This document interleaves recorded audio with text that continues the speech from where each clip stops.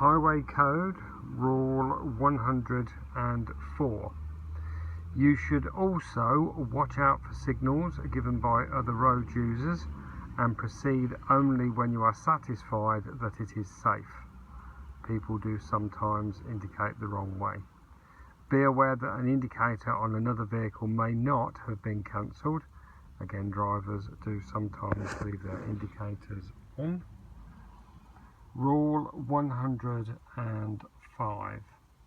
You must obey signals given by police officers, traffic wardens.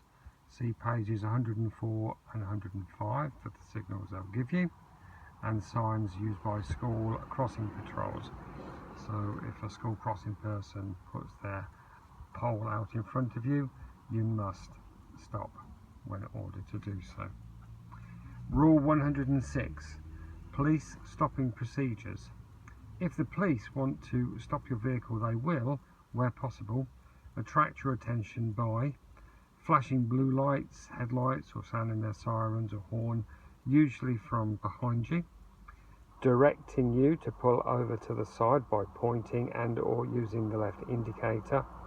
You must then pull over and stop as soon as it's safe to do so, then switch off your engine, and the police officer will normally approach you from behind.